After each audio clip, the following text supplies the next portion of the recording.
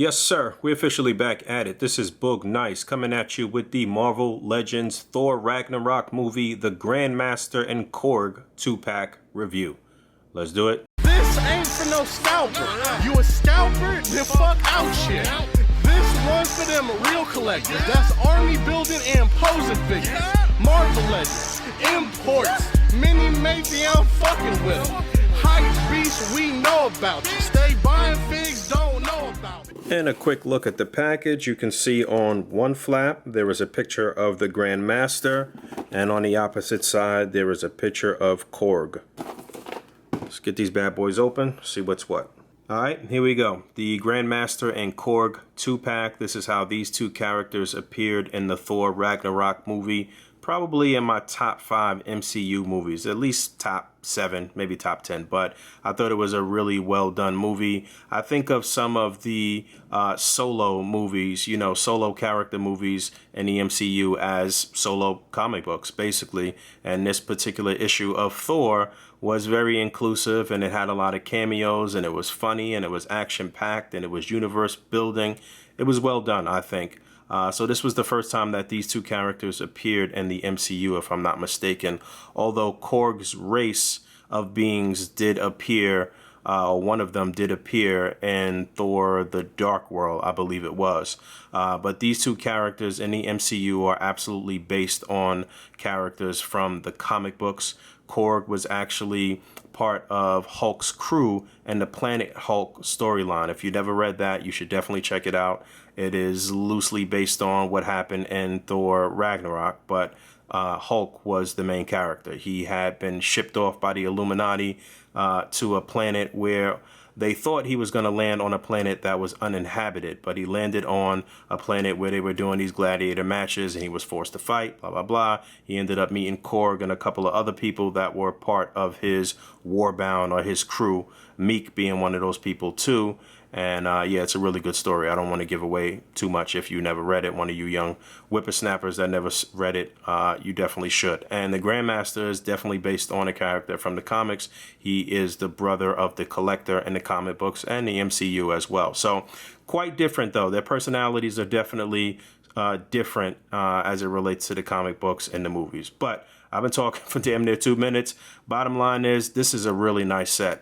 You know, I've been saying this for the past however many reviews that I don't collect too many movie figures from Marvel Legends, but I do respect the movie figures from Marvel Legends because they always do something new in terms of sculpt and design, and they really go the distance, and these two figures are actually very, very nice. So let's look at their accessories. So Korg is packed in with this sort of like spike mace thing here. It's a gold handle, and the upper portion where the spiked macey part is gray.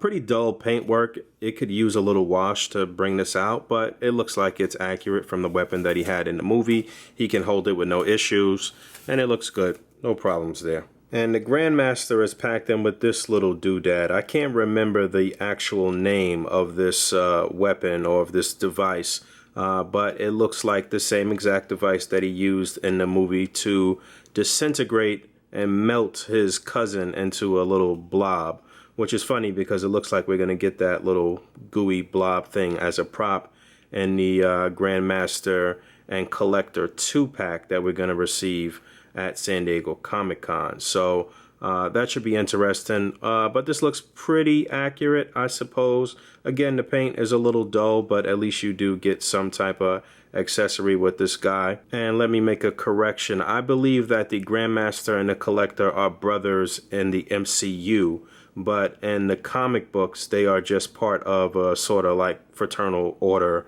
of like higher echelon beings. He is pretty powerful in the comic books and in the MCU. The Grandmaster's bio from the back of the package reads, "The ancient and tyrannical ruler of Sakaar enjoys gaming, gambling, and manipulation. He runs the contest of champions, pitting warriors from across the galaxy against each other in a fight to the death." Korg's bio reads, "A Cronin warrior on the planet Sakaar, Korg is forced to compete in the contest of champions. When he meets fellow warrior Thor, he allies with the Asgardian to escape Sakaar and defeat Hela." Just doing a quick deco check on these two guys. So I do think that the outfit here is pretty accurate. I like what they did here as far as his robe goes and how it's flat here at the bottom, so it'll always sit right when you stand him up on a flat surface, and you won't have a problem standing him up either because his feet are flat and his portion of the robe is flat. That all looks good. The robe is actually removable. There's a little clasp right there, so you can take this off. He looks a little odd here. Right above his pelvis. I'll get this off and show you how the full body looks, but I do like the option of being able to remove the robe, and there's no issue unlatching that and latching it back together. And everything here looks pretty good. You know, it's decent paint work, like with most Marvel Legends. A little bit of minor dry brushing or wash or something like that will always bring the sculpt and design out. I do think the head sculpt here is decent. There's a decent likeness to Jeff Goldblum here, so not bad, but again, a little added paint wouldn't hurt here. And they've got his blue fingernail polish, and they've got his toenails painted as well. Let me tell you guys something. I hate seeing men's feet. I don't ever want to see men's feet. Fam, don't put your feet out. Don't take your feet out unless you at the pool or at the beach. Women's feet, they look good, then I'll see those all day. But a man's feet, I don't want to see them. But anyway, the feet do look look decent here. The polish matches up on his toes and on his fingernails, and the sandals look very elegant. But yeah, his deco looks accurate to the movie, and I'm not mad at this at all. I think he looks good.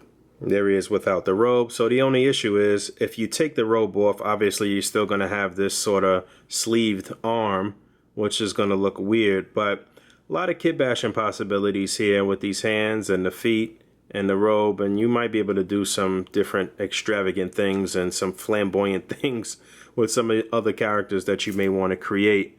So that's cool. Guess I'll go over his articulation while I have the robe off, but you can see that the head is on a ball joint. You can pop it off with no issue. So again, there is a lot of kit bashing possibilities here. I don't really like the way the neck looks though. It looks a little odd, like it's moving to our right, his left right now. So that looks a little weird, especially when the robe is not on. But you do get a decent range of motion. He'll look up really far and down really far. You'll get that pivot, which you definitely need because he is a very flamboyant, flashy character that speaks with his hands and, you know, and a lot of gestures and what have you. So that's cool. So no issue moving ahead, but I do think this looks a little weird. Shoulders are on a ball joint. They'll come up pretty far without the robe on. You can do a full 360. There's a cut just below the shoulder here on the right arm, and then a double jointed elbow, a swivel, and a hinge on the wrist. I'm surprised they didn't make the hinge go up and down on this hand, being that this is the hand that he'll hold the rod with. But this elbow is just single jointed, and then it swivels a little bit. You actually don't even get a full 90 degrees there, but you do get a swivel and a hinge on this hand. And the rotation here is right above what looks like a cummerbund, I guess. So you can move them down and back pretty far. This is something different that I don't think I've ever seen them do before. So you could take a look at that joint inside there. But you do get a decent range here, again, without the robe on. But there's no cut below the cummerbund. Looks like a T-joint here at the pelvis. The legs will come up that far. He gets a decent split. There is an upper thigh swivel. There is a double jointed knee. You get a hinge and a swivel and a nice ankle pivot on the foot. He does have some peg holes on the bottom of his feet. But again, this is how well he moves without the robe. Obviously, with the robe on, it'll be a little more restrictive, but he does have decent articulation nonetheless. And yes, for the record, the hands do just pop out. So like I said, if you wanted to use these for something else, then you absolutely can. And then taking a closer look at Korg, who is probably the star of this 2-pack, in my opinion. I really like that he can hold the mace and rest it on the open hand on his left hand here. That looks authentic. That looks cool. And like I said, he can hold this with a nice firm grip. His articulation is good. Again, this is something new as far as the mold goes, but if you know Hasbro, you know they don't waste anything. So let me know in the comments who else you guys think that they may be able to make based on this sort of rocky buck. I don't really like the head articulation too much because I wish he could look down more. He can look up a decent amount, I guess, but he doesn't really look down. There is a slight amount of pivot, but it's one of those heads, the way it sits on the joint, when you turn his head fully to the left or the right, it looks weird. You know, I don't like that. I really wish that it had a better range, because it is a ball joint here, and I suppose you could pop the head off and move the joint down and do one of those numbers. All right, so I guess you could do that and just kind of half it on a joint if you want to. You know, the articulation is there, but once the head is fully popped on that joint, it's not the greatest range. Okay, so shoulders are on a ball joint. This particular one will come up pretty far on the right arm. You could actually do a full 360. There's the upper bicep swivel. There is what appears to be a double jointed elbow, but it is hindered a little bit by his bicep. I kind of wish this bend was a little deeper. There is a swivel, and is there a hinge? Yes, there is a hinge here too. It's just kind of fused right now, but this moves up and down. I'm gonna have to put some hot water on that probably. But yeah, I was wondering why the Grandmaster's hand didn't move up and down.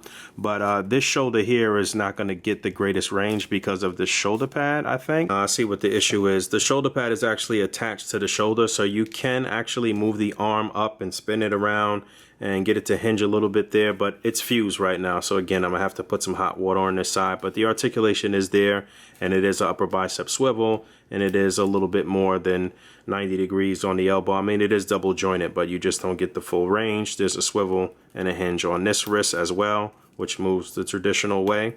And then he's got upper torso articulation. You can move him left to right and forward and back, and you get a decent range there. But he's also got waist articulation here, which is pretty unique and cool, I guess. Looks like a T-joint at the pelvis. This is a soft plastic, as you can see. So his legs do get up pretty far. I mean, if this wasn't in a way, I'm sure you could get them up even more. He gets a decent split. Upper thigh swivel. Double jointed knee. I don't really like the way that looks there, though. You might want to kind of keep this part in the middle. No rotation at the upper boot, or at the shin guard, rather. But there is a hinge and a nice deep ankle pivot here on the foot. So pretty decent articulation for a bigger guy, a rocky guy. And again, he could probably use a little bit of a dry brushing or a wash, but he does look accurate to his appearance in the movie. And I really like the way they captured his sort of funny little grin. It would have been nice if there was some additional head sculpt. Being as though we are going to get an additional head sculpt for the Grandmaster, as the one that's going to be in the Grandmaster and Collector 2-pack will have a smiling face. So maybe somewhere down the line we'll get another Korg and it'll be a more serious, angry look. Alright, a couple quick size comparisons. On the far left, we have the Gladiator Hulk Build-A-Figure. Unfortunately, I don't have the Thor Ragnarok Gladiator Thor. Again, you know, I don't collect too many movie figures from Marvel Legends. But right next to Hulk is the Loki figure that came in the Loki and Corvus Glaive 2-pack. And then obviously the Grandmaster and Korg here, so you can see how all of those stack up. I will show you a comparison with the SHF Gladiator Hulk. So yeah, there's a look at the SH Figuarts Gladiator Hulk right there smack dab in the middle, which is just about the same size as the Legends version. I did think that the Legends version was really well done though overall. And you know, the reason that I do have this guy is because I do collect all of the Build-A-Figures from Marvel Legends no matter what. But you can see how all of those stack up. I guess you could finesse it either way with the Legends Grandmaster. I guess it is still doable, and it still looks okay in terms of scale. And there's a look at the SHF Thor, which does not really look good though in terms of scaling. He should be a lot larger than the Grandmaster here in my opinion, so that's not going to work too well. But listen, if you have the Marvel Legends movie figures, the Hulk Build-A-Figure, and this version of Thor, then you know you're on the right track as far as building up some of the scenes and some of the characters from the Thor Ragnarok movie, and I think you'd be pretty pleased, and you'd be able to do a lot of displaying, a lot of ACBA and what have you. So, and there's just a closer look at Gladiator Hulk and Korg side by side. I think that size comparison is pretty accurate. I think that's decent. So another solid offering here from Marvel Legends as far as their movie characters go. This is one that I would definitely recommend, aside from little minor issues with the Grandmaster's head and neck and the way it kind of looks without the robe, and the fact that I don't really like the way Korg's head and neck articulation works, and the fact that both of them could use just a minor wash or some added dry brushing. Doesn't really matter. It's still pretty nice sculpts and you know, new things that they've never given us before. So it's one that you should absolutely pick up if you're a fan of the Thor Ragnarok movie or the MCU movies in general. Get out there, get on a hunt, try to find it. Thanks for hanging out. As always, rate, comment, and subscribe. And until next time, peace.